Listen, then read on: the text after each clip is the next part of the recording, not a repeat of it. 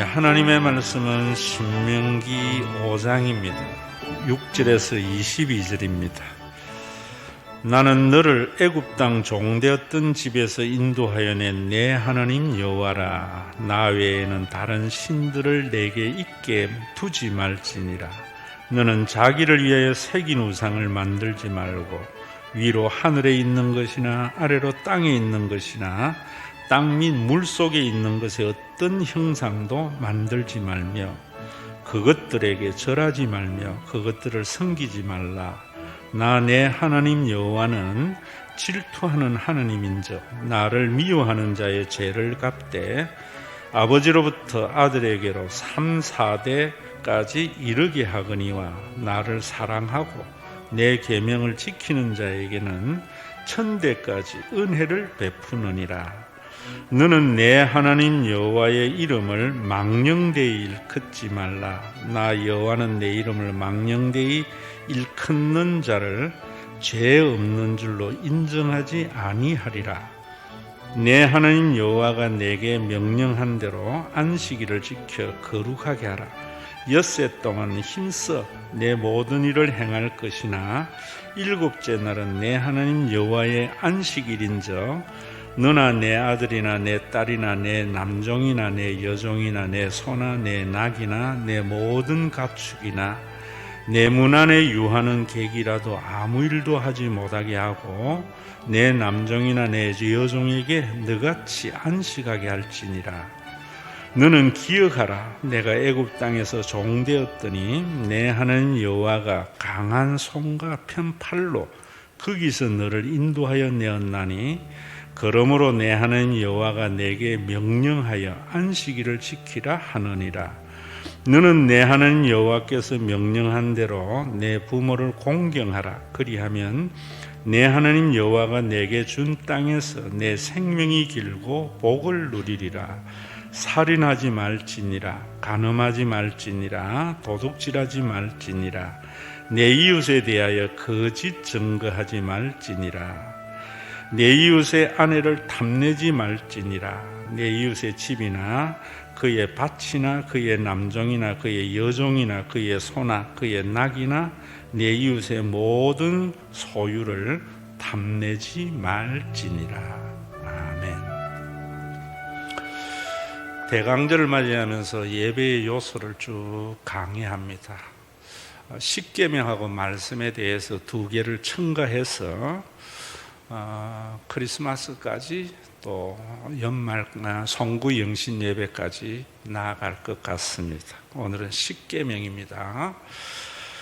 1계명에서 4계명까지는 하나님에 대한 계명이지요. 제가 설명 안 해도 잘 알지요. 하나님 외에 다른 신을 섬기지 말라. 우상 숭배하지 말라. 하나님의 이름을 망령되이 일컫지 말라. 망령되이 일컫는 것이 뭐냐면 이런 겁니다. 자기의 이익을 도모하기 위해서, 자기의 거짓을 감추기 위해서 하나님의 이름을 덜먹이는 겁니다. 산상수훈에서 그런 이야기 하잖아요. 성전으로 맹세하면 지키지 않아도 되지만 제물로 맹세하면 반드시 지켜야 된다 라고 이야기를 하잖아요. 그건 바리새인들이 유대인들에게 제물을 바치기 위한 미끼로서 하는 말이지요. 그럴 때 예수님이 그런 말을 합니다. 성전으로 하는 것은 그 안에 있는 제물로 하는 것하고 똑같은 것이다. 우리가 흔히 그런 이야기 많이 하지요. 내가 하나님의 이름을 걸고 이런 맹세하면 안 된다 이런 말입니다. 그리고 안식일을 거룩히 지켜라. 구체적인 여러 가지 것들은 오늘 다 말씀을 드리지 아니하고 십계명이 왜 우리에게 주어졌는가 하는 취지에 대해서 말씀을 드리려고 합니다. 5계명에는 내 부모를 공경하라 라고 할 때에 그 부모는 연로한 부모를 말합니다. 더 이상 자녀에게 줄 수도 없고 짐이 되는 부모를 공경하라 라고 말을 하는 겁니다. 오늘날 참 우리가 이 시대가 죄악이 관영한 시대라는 것은 우리가 부모들이 자녀에게 죽기 전에 유산 물려주지 말라 아주 비극적인 사회를 단적으로 나타내는 것이지요. 정말 사람이라면은 연로한 부모를 공경하는 것, 범접할 수 없는 상대에게 느끼는 존경과 두려운 마음을 가지는 것이 공경입니다. 그리고 살인하지 말라, 타인의 생명을 해치지 말라는 겁니다. 간음하지 말라, 타인의 가정을 파괴하지 말라는 겁니다. 그리고 거짓 도둑질하지 말라, 남의 재산을 훔치지 말 것을 말합니다. 타인의 재산을 보호해 줄 것, 나에게 좀 이익이 된다고 남은 죽든지 말든지 이런 삶을 살지 마라, 이런 말입니다. 그리고 구계명에서 이웃에 대해서 거짓 증거하지 말라, 타인의 명예를 존중해 주어라, 이런 말입니다. 십계명은 내 이웃의 아내나 내 이웃의 재물을 탐내지 말라, 남의 것에 대해서 분명한 하나님이 정해준 경계를 잘 지키며 살아라. 그런데 천주교에는 이계명이 없습니다. 십계명 가운데 우상 숭배하지 말라를 없애버렸습니다. 왜 없앴는지 저는 신부관에서 잘 모르지만 틀림없이 성모 숭배 사상이나 아니면은 성인 숭배 사상, 이런 것들, 성상 숭배, 이런 것들 때문에 이계명을 없애고 십계명을 둘로 나누었습니다. 내 이웃의 아내를 탐내지 말라가 구계명이고 내 이웃의 재물을 탐내지 말라가 십계명으로 그렇게 끼워 맞춰서 있습니다. 그래서 천주교에게 하나님의 나라가 참 이루어지기가 어렵다 이러는데, 우리 개신교도 기독교도 깊이 좀 오늘 십계명에 대한 취지를 들으면은 우리가 반성해야 할 부분이 많다 이렇습니다. 십계명을 주신 목적이 어디에 있는가 하면은 이스라엘 백성들이 출애굽에서 시내산에 왔을 때 십계명을 주었는데, 가나안 땅에 들어가게 되면은 세상이 완전 다른 세상이 펼쳐집니다. 애굽에 있을 때는 전부 노예였기 때문에 하향 평준의 공동체였는데, 이제 자유민이 되어서 애굽 땅에 가나안 땅에 들어가면은 능력 있는 자는 많은 것을 가지고 없는 자는 있는 것까지도 빼앗기는 이런 불공평한 사회가 될 것을 뻔히 아셨기 때문에 하나님께서 십계명을 주신 것인데, 이 십계명은 한마디로 이야기하면 무엇 때문에 주었는가 하면은 공정한 사회를 이루라고 주신 것이다. 여러분, 우리가 이 땅에 살면서 하나님의 나라는 공정한 사회입니다. 그곳에 가면은 고대 광실, 황실이 있고 이런 것도 중요하지만 그보다도 아주 공정한 사회입니다. 하나님은 그래서 공의의 하나님이다 이러지 않습니까? 모든 인간의 아마 로망이 공정한 사회에서 살고 싶을 겁니다. 그래서 우리나라도 지난 대통령 선거 때 공정과 사회 상식을 기치로 든 자에게 많은 국민들이 표를 줘서 대통령을 뽑았습니다. 그러나 1년이 지나지 않아서 그 말이 얼마나 허구다 하는 것은 우리 모두가 지금 느끼고 있는 마음이지 않을까. 나와 관계된 사람에게 좋은 자리 주고 나의 가족들에게는 법의 잣대가 아주 무력하고 정적에게는 강한 법의 잣대를 갖다 대면서 공정한 사회라고 할 수 없는 것이죠. 우리가 이럴 때에도 이런 사회를 비판만 한다고 해서 되는 것이 아니라는 것을 아셔야 됩니다. 그래서 인간에게는 언제나 이 정의에 대한 갈망이 참 큽니다. 그래서 정의를 부르짖는 자에게 사람들은 환호하지만 정작 정의로운 사람은 세상에 찾아보기가 어렵다는 것을 우리는 현실적으로 경험하고 알고 있습니다. 그래서 학자들도 어떻게 정의를 구현하고 정의는 뭔가 하는 것에 대한 연구를 참 많이 합니다.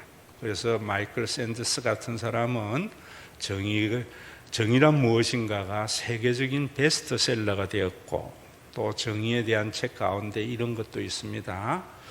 정의라는 것은 한 파일을 공평하게 나누어서 가지는 거 아닙니까? 그래서 정의란 무엇인가에 대한 책에 있어서 이런 이야기합니다.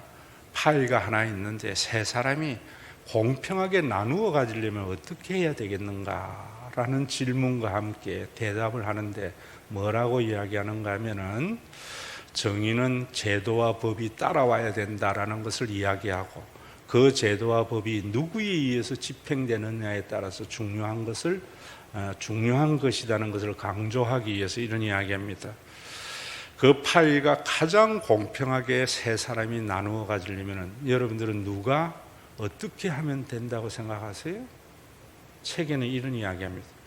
제일 나중에 가져갈 사람이 3등분 할 때 가장 공평한 파이를 나누게 될 거다 이러는데, 세상에 그 어디에도 그런 사회는 존재하지 않습니다.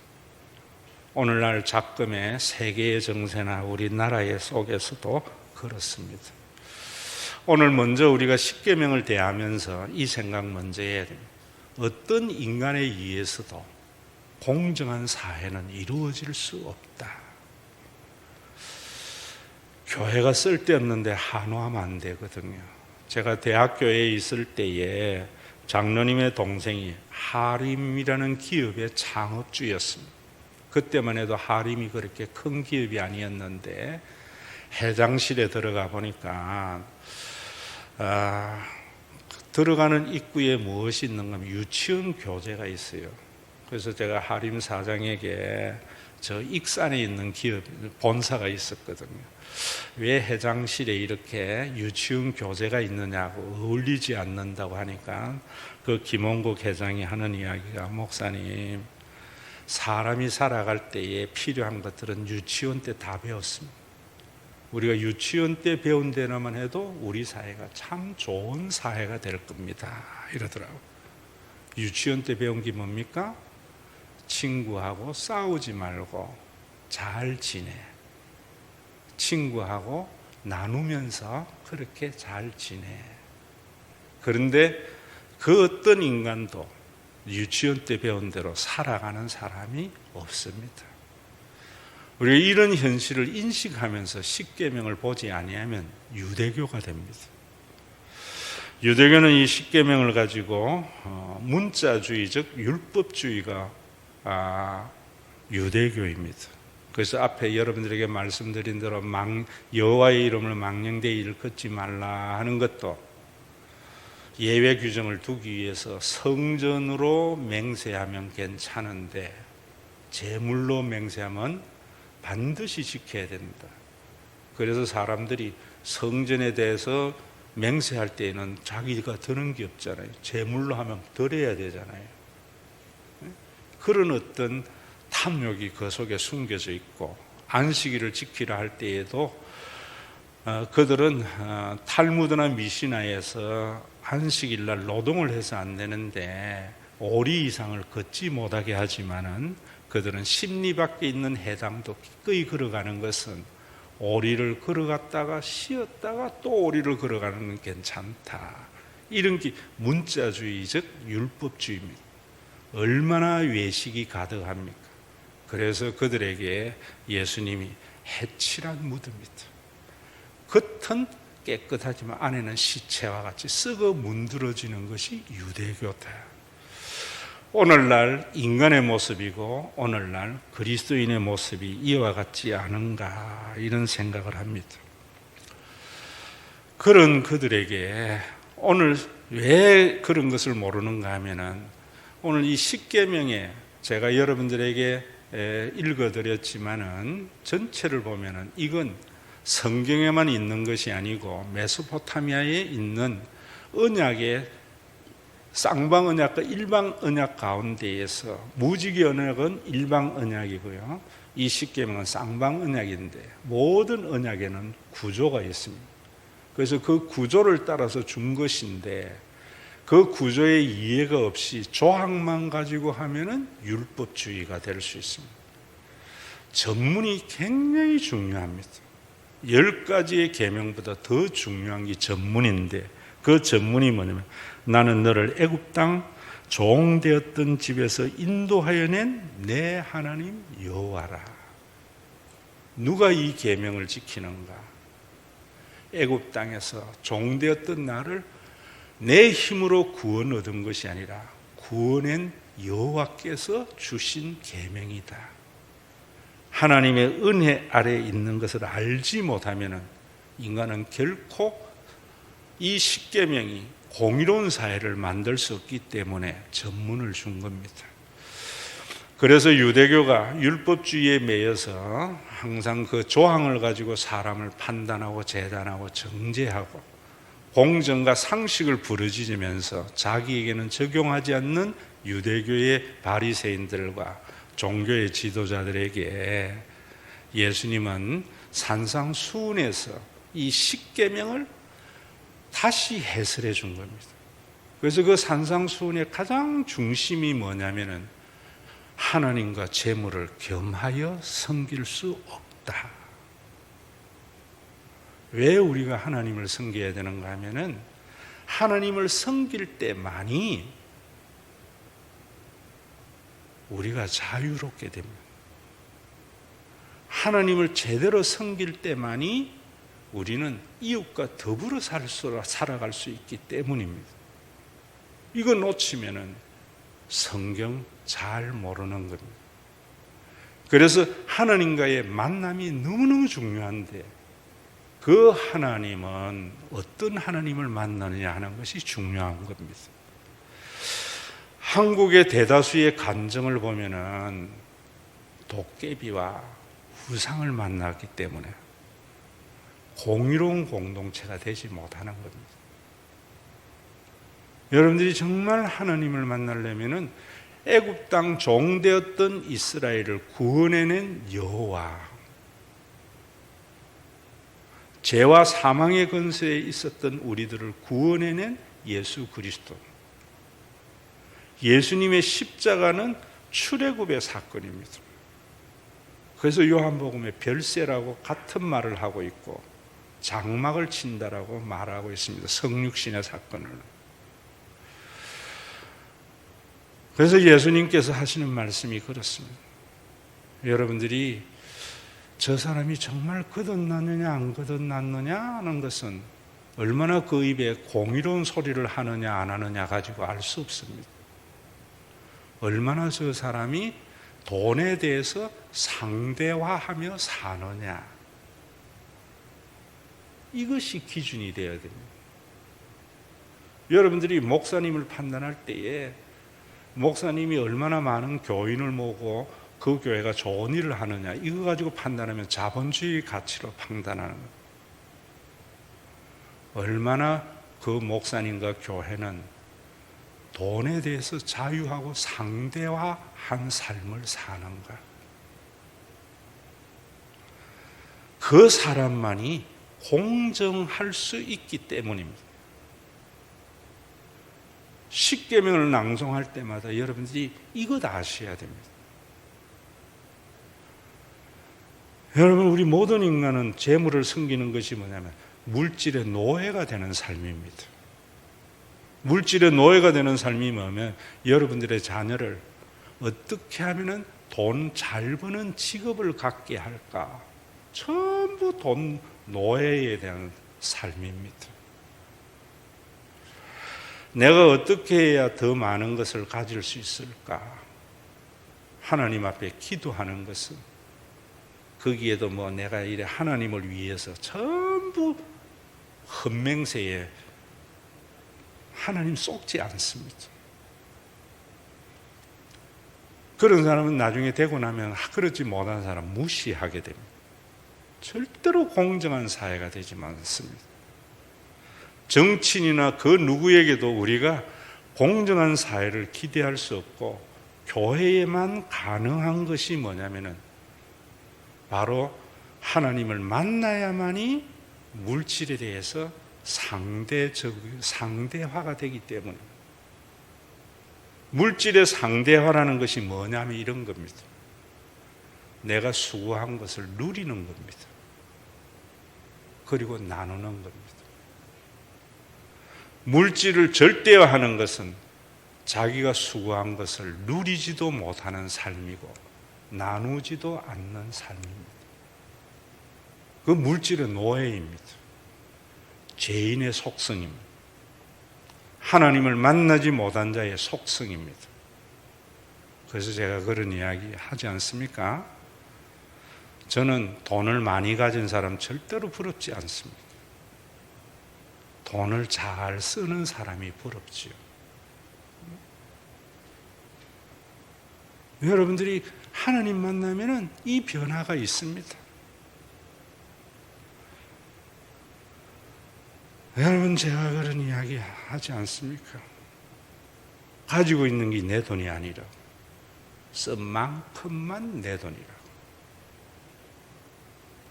우리 교회는 이 변화 있어야 됩니다. 이런 모범이 여러분들 가운데 나타나야 됩니다. 어떻게 애굽 땅에서 종되었던 이스라엘을 구원해내신 하나님, 죄와 사망의 권세 아래 있었던 나를 구원해내신 하나님. 오늘 여러분들에게 찬양하면서 제가 목사 되기로 결심했던 것, 세상에서 방황할 때 나 주님을 몰랐네, 내 맘대로 고집하며 온갖 죄를 저질렀네. 거듭나기 전에는 세상에서 방황하며 온갖 죄를 저지른 것을 돈 많이 벌어서 허랑방탕한 삶을 사는 것이라 생각했어. 영적인 눈이 열리니까 더 많은 것을 가지고 소유해서 내 삶을 안전하게 하며 좋은 일을 많이 하려고 하는 것이 세상에서 방황하는 삶이었구나. 온갖 죄를 저지르는 삶이었구나. 그래서 좋은 일을 한다는 명분을 가지고 많은 사람의 눈물을 흘렸구나 하는 것을 알게 되었습니다. 여러분, 이 깨달음은, 이 말은 성령이 역사해서 내가 옥토와 같은 마음이 있는 사람에게만 들려집니다.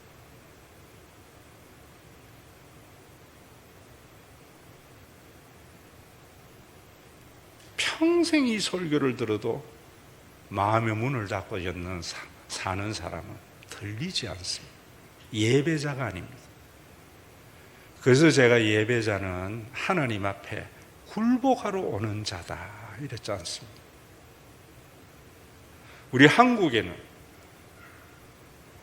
하나님 앞에 굴복을 잘못 굴복합니다. 어떤 하나님? 하나님의 파워에 굴복하려고 합니다. 자기에게 잘 보이면은 복을 주고 못 보이면은 망하게 하는 그런 능력의 하나님이 앞에 무서워서 굴복하는 것, 그 예배 아닙니다. 하나님의 그 본질 앞에서 경외하는 것이 진정한 하나님 앞에 무릎을 꿇는 것. 그래서 제가 경외는 내가 도저히 신발 벗고 쫓아가도 따라갈 수 없는 상대 앞에 느끼는 존경심이다. 제가 그런 이야기 하잖아요. 우리 지상에서 누구에게 그런 거 느낍니까? 부모님입니다. 오늘은 언제 어느가 이 아이들이 커가면서 엄마 얼굴, 아빠 얼굴 식별을 인식한다고 아는 게 아닙니다. 그렇게 알면은 부모에게 굴복합니다. 해초리가 무서워서 용돈 더 받으려고 순종하는 척합니다. 하나님 앞에 하나님께 용돈 받으려고 하나님 회초리 무서워서 하나님 앞에 굴복하는 것은 하나님을 아는 자가 아닙니다. 야다가 아닙니다. 히브리어로 부모의 본질을 알 때 경외감을 가지게 되죠. 이 아이들이 커서 내가 존재하는 것이 자체가 죄인이었구나, 불효였구나. 내가 크면서 언제나 부모에게 자녀가 되어준 것이 큰 벼슬이었 것이 얼마나 큰 죄악이라는 것을 아는 순간 부모를 아는 자가 됩니다. 아무런 받을 자 없는 자에게 부모는 자기의 수고의 모든 대가를 쏟아부은 것을 알게 될 때, 그때 정말 부모를 아는 자고 부모에게 효도하는 자이고, 그것이 오계명을 지키는 자이죠. 하나님도 마찬가지입니다. 얼마나 많은 교인들이 하나님 앞에 갑질하는지 몰라요. 하나님 나를 만들었는데 이 모양으로 내버려둬요? 자기가 갑입니다. 하나님 내가 이랬는데 나에게 일 안 해줘요? 사춘기 아이거나 거듭나지 못한 자입니다. 너희를 애굽 땅 종되었던 너희를 구원해낸 여호와가 말씀하시느니라. 이스라엘 백성들에게 뭐라 그래요? 너희 이스라엘 민족을 택한 것은 너희가 세계의 민족 가운데 수요가 많아서 그런 것이 아니라 가장 적은 자였다. 너희가 애굽 가나안 땅에 들어갔을 때에 내 능력으로 이 재물을 얻었다 할까 두려워하라. 그래서 광야의 길을 걷게 했다. 내가 수고하지 아니했지만 만나와 메추라기로 먹여주셨고 길쌈을 한 적 없지만 옷이 헤어지지 아니한 그 하나님, 많은 것을 쌓아놓는 것이 아니라 일용할 양식으로 살아가는 40년의 광야를 인도하신 그 하나님을 알 때 진정 이스라엘 백성들은 십계명을 준수하는 공의로운 사회가 될 것을 말하고 있습니다. 여러분, 이번 사순절이 이 대강절이 지나면서 저는 참된 예배자가 되기를 바랍니다. 그러기 위해서는 여러분들이 은혜의 하나님, 바울이 나의 나 된 것은 하나님의 은혜이다. 내가 다른 사도보다 더 많이 수고하였지만 내가 한 것이 아니라 하나님의 은혜다. 나는 사도 가운데 미말에 처한 자이다. 이것 없으면 하나님의 나라는 결코 이루어질 수 없습니다. 그런 사람은 자기의 수고의 대가를 누리지도 못하고 나누지도 못하고 가장 불쌍한 삶을 살아갑니다. 세상에서 방황할 때 나 주님을 몰랐네, 내 맘대로 고집하며 온갖 죄를 저질렀네, 많은 것을 소유해서 내 생명을 안전하게 하고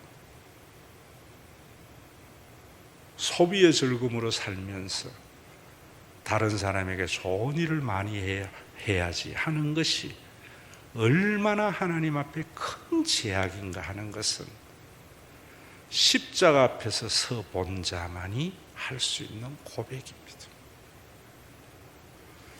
저는 우리 교회의 성도 여러분들이 오늘 이 시간 여러분들이 만든 하나님 말고 예수님의 십자가에서 계시된 그 하나님을 받아들임으로 말미암아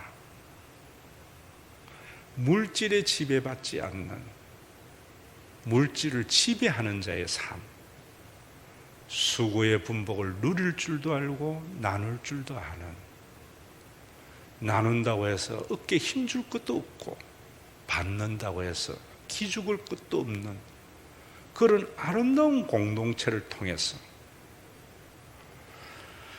공정과 상식을 기대하면서 사람에게 기대하는 대한민국에게 예수님을 만나는 길만이 가능한 것을 보여줄 수 있는 신과 회복이 있는 교회가 되었으면 합니다.